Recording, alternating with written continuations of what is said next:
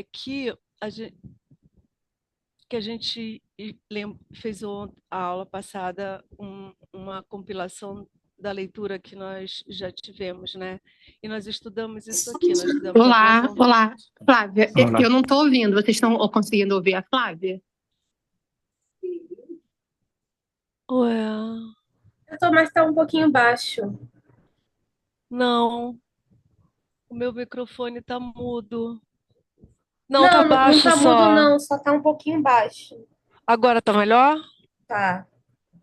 Eu tenho que praticamente botar o microfone dentro da minha goela, porque é isso. Tá melhor, Jaque?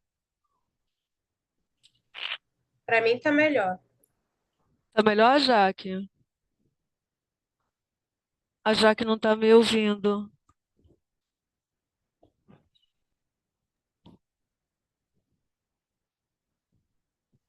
Ela saiu, acho que deve voltar Gente, de alguém novo. pergunta para ela Ela deve ter tido se algum problema porque ela saiu, mas ela deve voltar. ela tá entrando de novo. Oi, tá melhor, Jaque? Oi, oi. Agora estou conseguindo ouvir. Tá, beleza. Então, a gente vai voltar à leitura do livro do São Bernardo de Claraval, só para recapitular que nós, na aula passada, fizemos uma compilação do nosso estudo. É... Ué, a Janara está esperando a autorização, mas eu dei. Peraí, por que que eu não consigo?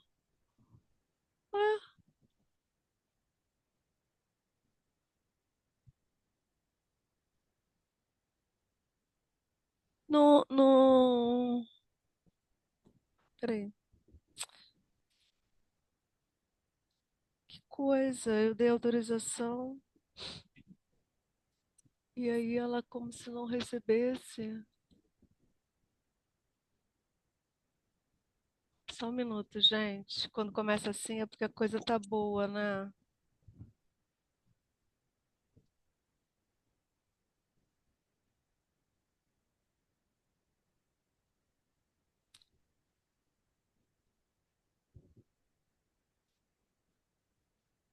Que engraçado. Meu computador tá dizendo que tá mandando autorização e não chega, né? Cheguei. Boa tarde. Ah, tá bom. Boa tarde. Salve Maria. Então tá, então vamos de novo. Bom, nós fizemos um resuminho de tudo que nós lemos, que foi foram as seguintes coisas sobre a boa vontade, a memória e o coração puro. Então, pela ordem que ele mesmo coloca, agora viria o entendimento livre e a razão iluminada do alto. Só que na sequência do livro, não é isso que vem. Então, eu vou para a página que fala da razão iluminada do alto, tá? Porque essa parte aqui, eu vou lembrar isso das outras vezes, entendimento livre, eu não consegui localizar um capítulo específico sobre isso. Eu acho que é alguma coisa que está pulverizada em vários capítulos do livro.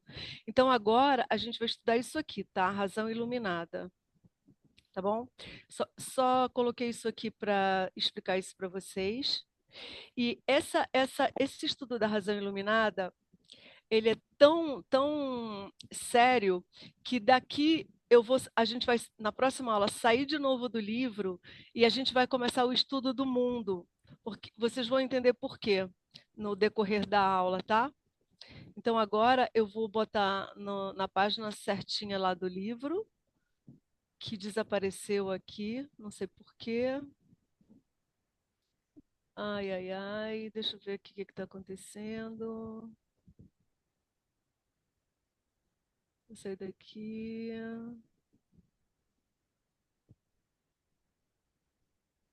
Para cá. Entrou aí, gente, o livro? Entrou. Beleza. Então tá bom. Então vamos lá. É, Olha só, a gente vai ler a página 45, que fala da razão iluminada, tá? Então, é o capítulo 8 e ele fala assim: a razão que se elevou até a contemplação das coisas sublimes, celestes, que se extasiou na presença divina, onde foi inundada de luz verdadeira e inflamada da divina bondade. Essa razão reprime, domina, saboreia necessariamente. Não, ai que horror. Senhoreia, né, saboreia. Senhoreia necessariamente todas as más inclinações da vontade, todos os pensamentos errantes da memória, todas as distrações e flutuações tempestuosas do espírito. Agora eu vou botar um pouquinho aqui para baixo, que é esse finalzinho aqui. Fixa e concentra todos os desejos na fonte única da felicidade e bem-aventurança. Então, esse capítulo a gente tem várias coisas para comentar. Ele é pequenininho, mas já tem, né, esse parágrafo aqui. Primeiro, ele começa a falar: a razão que se levou até a contemplação das coisas sublimes e celestes e que se extasiou na presença divina. É um estado que nós não estamos, né? Então, a contemplação e o êxtase das coisas divinas é o último estágio da santidade, que é o estágio que ele estava, né? Então, ele está falando aqui dele. E aí a gente não tem isso, né? Então, como que a gente faz, né? Então, a gente vai aprender isso agora. Olha só, primeiro que a gente vai aprender porque a gente está naquela fase que a gente precisa Deus precisa do nosso esforço, né?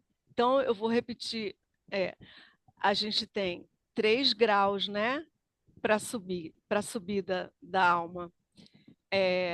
Os principiantes, os adiantados e os perfeitos. Ele, quando fala de contemplação, está falando dos perfeitos, não somos nós. Nós somos principiantes, nem somos adiantados ainda. E não, então, nós precisamos ainda do nosso esforço. Deus precisa ainda do nosso esforço. Ele não vai conseguir fazer as coisas sem que a gente corresponda a Ele, tá? Isso é o princípio básico, a gente já falou isso várias vezes, é só para lembrar e martelar na nossa cabeça dura, porque água mole é Jesus, né? Água viva. Em pedra dura somos nós. Tanto bate até que fura. Esse é o significado evangélico do ditado popular, né? Então, nós somos a pedra dura, né? Jesus é a água mole, que é a água viva. Então, um dia ele consegue quebrar, aí a gente passa para os adiantados, né? Enquanto isso, a gente está se esforçando. Aí, olha só que interessante que ele fala. A razão, ela reprime, domina e senhoreia, ou seja, ela é a dona, ela é a rainha, né? Das mais inclinações da vontade, de todos os pensamentos errantes da memória e das difusões do coração. Eu quero ficar só com essas 3 coisas agora. Por quê? Porque foi exatamente o que a gente acabou de estudar. A gente estudou sobre a boa vontade, sobre a memória ter as lembranças boas do que Deus faz por nós e sobre o coração puro. Ou seja, quem mobiliza, quem domina essas 3 coisas são a inteligência. Inteligência, razão iluminada, entendimento, é tudo a mesma coisa, significa a mesma coisa na linguagem da teologia cética e mística, tá? Então é incrível porque a gente tem uma chave aqui importantíssima, que é o seguinte: a nossa inteligência, ela precisa do que a gente está fazendo, que é estudar.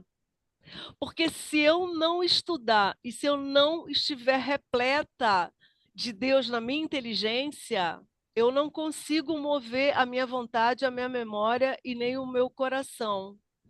Incrível isso, né? Olha que incrível. Então, tudo começa com a inteligência. Então, nós temos aqui, segundo São Bernardo de Claraval, o grande testamento de que a sensibilidade não move nada. Assim, sentimentalismo não move nada. Mais uma vez, a gente está provando isso aqui. Olha que incrível, hein?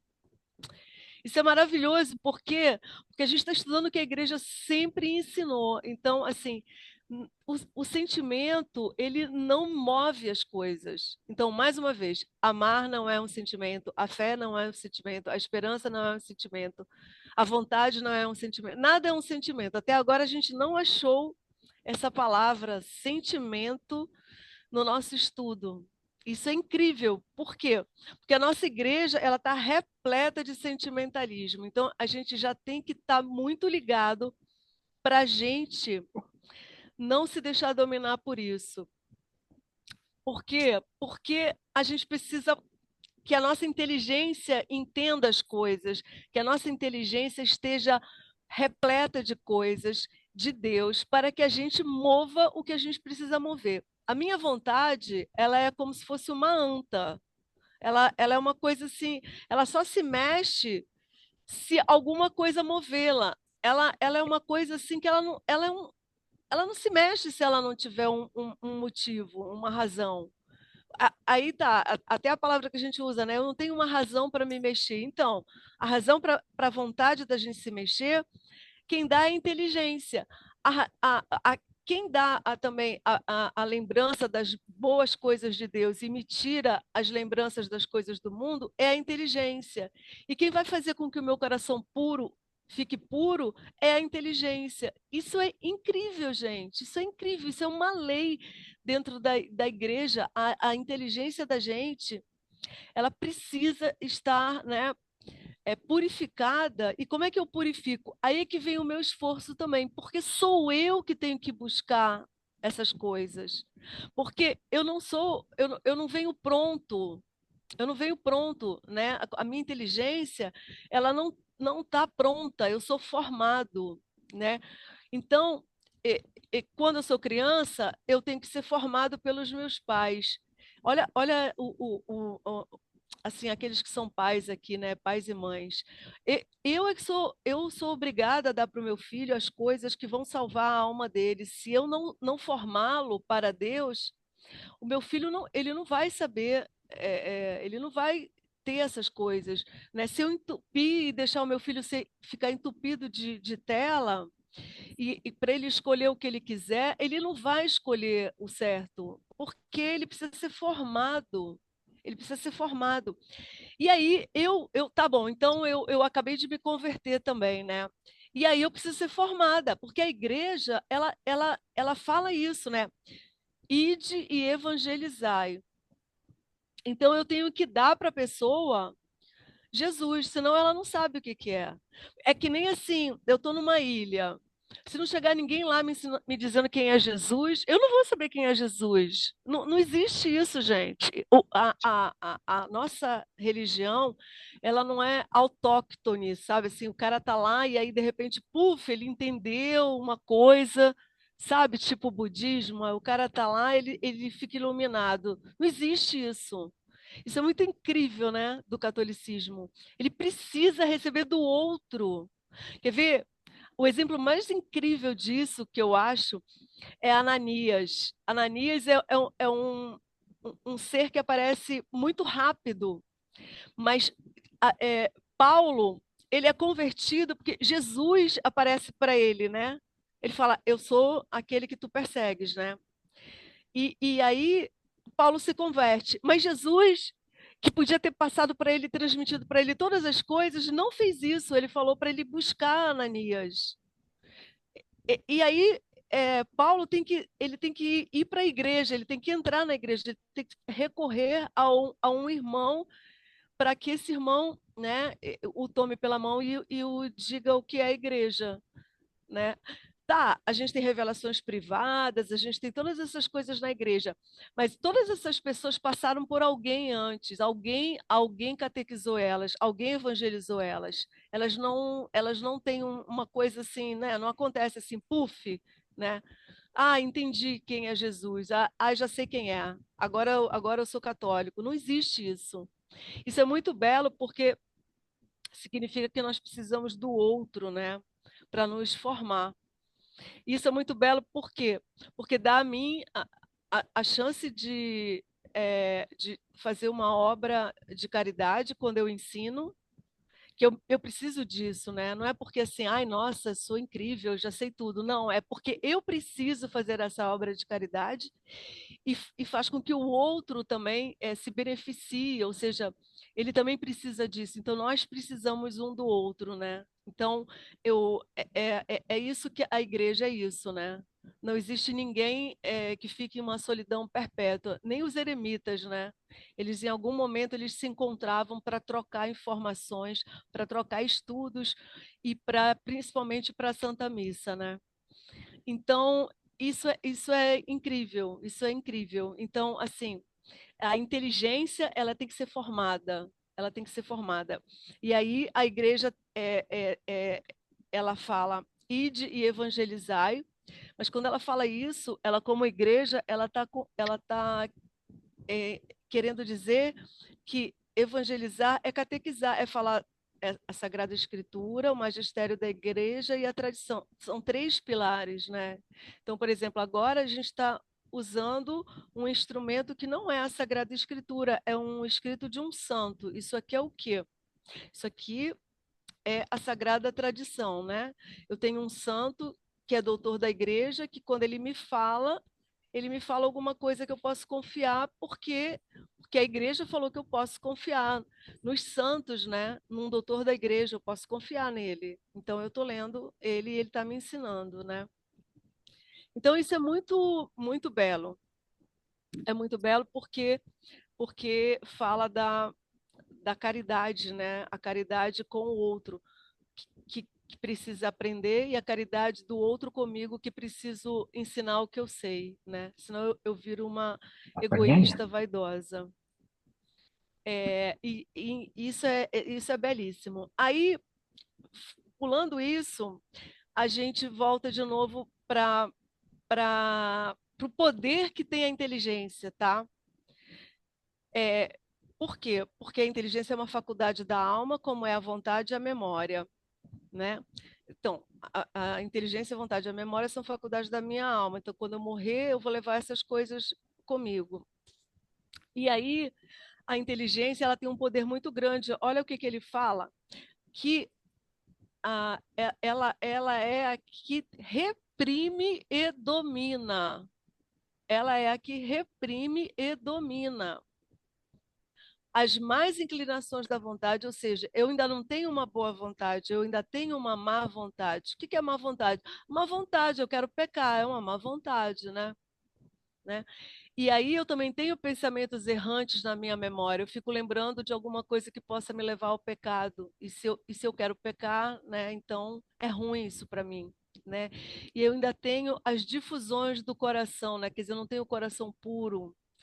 Então, aquela que vai me dominar é a minha inteligência. Então eu tenho que depois entender como é que eu faço para ela me dominar, tá? Isso a gente vai estudar também. Então, passando disso, a inteligência ela também vai dominar e reinar sobre as distrações e flutuações tempestuosas do espírito. Sim, a distração, eu quero falar para vocês, ela é uma coisa que Santa Teresa d'Ávila chamava de louca da casa, né? Distração é um negócio assim do pecado original, tá? Agora, a distração voluntária, ela pode ser dominada, né? Eu vou estudar, aí eu levanto uma vez, vou beber água. Aí eu levanto duas vezes, aí vou no banheiro. Eu levanto outra vez, aí vou mandar um zap aqui, isso já é distração voluntária, porque isso eu consigo controlar, né? Agora, aquela distração assim, né? Ai, eu estou aqui, daqui a pouco o meu pensamento é outra coisa. É fácil, na hora que eu percebo que eu estou voando, eu volto. E eu vou fazer isso muitas vezes, e isso é super comum mesmo, tá? É uma doencinha do nosso pecado original. E ele também vai falar, então, que a nossa vontade, ou a nossa inteligência, ela fixa e concentra todos os seus desejos na fonte única de felicidade e bem-aventurança. Então, é ela que me fixa em Deus, né? É ela que me fixa em Deus. A inteligência e a vontade são duas coisas que nós temos que são a nossa semelhança com Deus, né? Porque Deus assuma a inteligência, né? E claro que assuma a vontade, né? Do bem, né? Que ele é o bem, né? Aí o nosso santinho, ele vai começar a falar outro parágrafo aqui que eu vou continuar lendo. Ele vai falar: a razão, assim ilustrada pela sabedoria divina, deve ser rainha soberana. Então, ilustrada pela sabedoria divina. Então, de novo, aqui ainda não é a, o, o dom do Espírito Santo, ele ainda não está fixado na gente, né? Nós principiantes, ainda não temos o dom do Espírito Santo fixado na gente. Ele vai começar a se fixar na gente quando nós formos adiantados. Agora, a gente vai ter que fazer esse esforço, né? Então, a gente já está um pouco longe disso, mas a gente, né, vai trabalhar a nossa inteligência para chegar nisso, né? Então, mas é interessante que ele fala isso, ó. Nenhum impulso deve rebelar-se contra ela, contra a inteligência. Antes, precisa que todas as faculdades a obedeçam, viu? Ele está falando da vontade e da memória, né? A inteligência, a vontade e memória. Então, está falando da vontade e da memória. Como ela mesma obedece a Deus. Então, a inteligência sabe que ela tem que obedecer a Deus, aí a minha vontade vai querer se rebelar com, ai, não quero, ai, acho que eu não quero ir hoje para a missa. Ai, hoje é quinta-feira, não é preceito, não é domingo, tem adoração lá na paróquia, mas eu acho que eu não vou. Mas não é bom que eu vá? É. Mas eu não vou receber muitas graças? Vou. Mas eu vou progredir? Vou. Então por que eu não vou? Ah, porque eu não quero. Eu até tenho tempo, mas eu não quero. Entendeu? Aí a inteligência vem, não, mas espera lá. Mas é bom que você vá. Então, ela move a sua vontade para o bem, né? E move a memória para o bem, porque aí você lembra de outras situações que você atendeu, né, esse chamado e você foi e foi bom. Aí você vai, né? Aí a sua inteligência, ela começa a impulsionar a vontade e a memória. Aí, é... peraí, me perdi aqui. Tá. E se sente algum movimento desordenado? Sim, nós sentimos, né? Olha, a gente não vai deixar de sentir as coisas porque a gente não vai ser barata descascada, né? A gente vai sentir. A gente só tem que sentir com ordenação. Então, ele está falando aqui. Se nós sentirmos uma coisa desordenada, um movimento desordenado, longe de nele consentir, deve resisti-lo e rechaçá-lo de imediato. Porque o simples consentimento nos torna culpáveis e pecadores, ainda que não se tenha traduzido em ato algum. Beleza, é o seguinte: como é que o pecado começa? Ele começa com um, um sentir ou um pensamento, né? Uma sensação ou um pensamento. Eu acabei de almoçar e estou satisfeita e não preciso voltar a comer. Aí eu abri a geladeira para beber água. Aí eu vejo um doce, mas eu já comi, inclusive já comi a sobremesa. Se eu comer mais, eu sei que eu vou praticar a gula. Então, eu vi e senti desejo. Aí eu vou fechar a geladeira para não pecar, porque a gula é um pecado, né? Porque se eu sentar na mesa e comer aquele pedação de pudim, que eu vou sentir que meu estômago vai estar mais do que saciado, está quase para explodir, eu já estou na gula. Então, eu não posso consentir, porque o pecado não é pensar, não é sentir. O pecado é consentir, né? O pecado é consentir. Um pecado, por exemplo, um homem, eu vou falar mais dos homens que eles são mais suscetíveis a isso do que a mulher. O homem vê uma mulher vestida de uma forma não muito modesta. Ele viu e sentiu. Então, ele até aí não pecou, ele só peca quando ele consente. Quando ele consente. O que é consentir? Ele vai manter o olhar no que ele sabe que não é bom. Na hora que ele começa a manter o olhar e ele começa a negociar né, em manter o olhar, ele já está ele já, né, já pronto, já pecou. Aí o olhar já não consegue mais sair daquilo, né? Então, o que que ele tem que fazer? Ele tem que cortar e mudar, desviar o olhar imediatamente, né? Eu tô no celular mesmo, às vezes vem coisas imundas para gente. Aquilo acontece, eu tenho que sair imediatamente. Se eu ficar ali, eu já pequei. Por quê? Porque eu vou consentir, né? O pecado é consentir com aquilo. Na hora que eu falo assim, eu vou ver bem rápido, não existe isso. O meu olho já viu, né? Eu já pequei. Não existe vou ver bem rápido. Eu já consenti, né? Ele está dizendo que. Não, ele me mandou um recado aqui. Tá. Então, quem que move a minha vontade e a minha memória é a inteligência, tá bom? Então, a gente vai falar bastante ainda sobre essa coisa do consentimento quando a gente estudar mais sobre o pecado. Quando a razão se inclina ao pecado pelo consentimento, disse que a alma morre, e se diz bem, porque está escrito: a alma que peca morrerá. Que resista, pois, para que não morra, que combata para que seja coroada. Essa batalha é dura, mas frutuosa. Depois da fadiga, virá a recompensa. Isso é importante, né? A gente já sabe que a gente está aqui para batalhar e esse tempo do principiante é pura batalha e com a graça de Deus a gente vence, né? É só ter essa prontidão. Lembra, a gente falou na aula passada essa coisa de ser pressurosa, né? A minha vontade ela tem que começar a ser rápida, né? Não quero, não quero, não quero, não quero. É rápido, é tipo corte tramontina, né? Que o pessoal coloca nos memes. Aquela coisa rápida, né? Eu saio rápido. Por quê? Porque eu amo e eu não quero ofender o meu amado, né?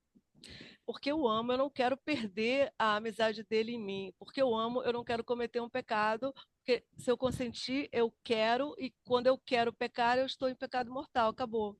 Aí eu já perdi a graça. Então, eu vou batalhar. Mas aí vai ficando fácil batalhar, porque é cortar, né? E mesmo que tenham momentos que Deus deu uma batalha mais acirrada para gente, a dica é a seguinte, que o padre Faber fala, isso é maravilhoso, ele fala assim, ó, enquanto tem a tentação, tá tranquilo, significa que você não pecou e que Deus está ali te ajudando. Tá tranquilo, é. É só você ficar ligado. Ele está te dando uma tentação muito forte, beleza, você está ganhando, você não pecou ainda, ué. Na hora que a tentação passar é uma coisa, mas na hora que a tentação, né, que você afundar, você vai ver que você afundou. Então não tem que ter medo da tentação, porque nós vamos ser tentados, né? Deus usa todo o mal para um bem maior. Então ele deixou o demônio aí para isso, para tentar a gente, para forjar a gente, né? Aí ele fala aqui, os sentidos, nós estamos bem aqui, ó, os sentidos não prejudicam quando não se consentiu com eles. Tá vendo? Nem o sentido, nem o pensamento, ele peca se você não consentiu. Eu não estou consentindo, né? Santa Catarina de Sena teve tentações contra a pureza durante 3 dias consecutivos. Imagina isso. Ela era puríssima, né? Tanto quanto uma criatura pode ser. E na hora que passou a tentação, ela perguntou, Jesus apareceu para ela, ela perguntou onde que ele estava. E ele falou: não, eu estava do teu lado, te dando a graça para suportar, né, a tentação. E então é isso. Enquanto tem a tentação, ninguém caiu ainda, né? E enquanto eu não consenti, ninguém caiu ainda. Isso não quer dizer que eu vou ficar ali no meio do fogo cruzado. Eu vou ter que sair correndo. Vence a tentação quem sai correndo. Nunca quem a luta não é o embate, tá? Ninguém briga com o demônio porque vai perder. A luta é sair correndo sempre. Saída pela esquerda, pela direita no caso, né? Direita do Sagrado Coração. Mas às vezes Deus permite que essa tentação seja maior, o tempo seja maior, tá? Então, ele fala que é o trabalho da resistência aqui.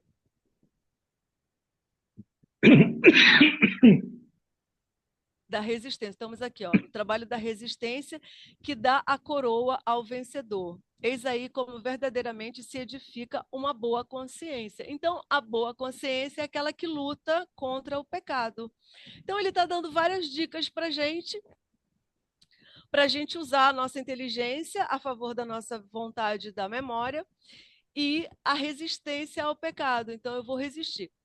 Agora, os santos, eles são radicais, né? E a gente, quando não imita eles no radicalismo, a gente se ferra, né?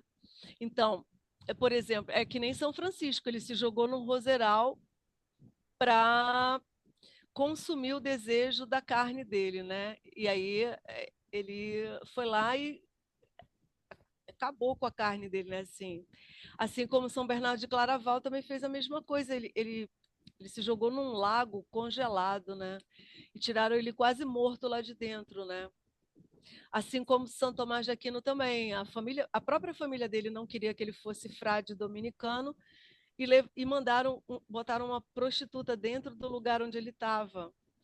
E aí ele pegou uma tocha de fogo para espantar a mulher, né? Então, quando a gente não vacila, né? É porque a gente não tem não, gente, ó, calma, eu vou dar o exemplo de uma pessoa. Gente, eu vi uma pessoa fazer isso dentro da nossa igreja. Que coisa linda! Eu quase falei assim, não, olha, gente, aconteceu, quase levantei assim para dizer. Eu vi um cara fazer exatamente isso. Era assim, tinha acabado de ter a missa quinta-feira, tinha acabado de ter a missa. Aí a gente fica sempre esperando um pouquinho, né? O padre colocar Jesus no ostensório para fazer a adoração. Então, eu vou contar a história, mas não vou contar o santo, né? Aí tá, né? Aí essa pessoa estava sentada, esse cara estava sentado assim no banquinho. E chegou uma mulher, ela estava cheia de sacola, de mochila. E aí ele virou e viu, né? Olhou para ela e ficou olhando para ela. E ela sorriu e foi dar um beijo na boca dele. Ele saiu voado, feito uma flecha pela porta lateral, assim, zum! Sumiu! A mulher ficou sentada super sem graça. Tipo assim, ela não sabia o que fazer. Ela levantou. Bom, isso aconteceu na minha frente, não tem como não ter visto. Aconteceu na minha frente, estava 2 bancos atrás. Ela não sabia o que fazer. Ela levantou, pegou todas as mochilas, ela procurou ele pela igreja inteira, ela não achou, e ele tinha sumido. Ele foi embora, ele perdeu a adoração, mas ele ganhou 1 bilhão de graças porque ele correu fora da mulher. Gente, eu fiquei. Bom, claro que devia ser alguém que ele já conhecia, e claro que ele estava optando pela castidade, ele devia ter, sei lá, estou aqui imaginando, até porque essa pessoa me contou algumas coisas, deve ter sido uma namorada dele, alguma coisa assim. E esse cara fugiu.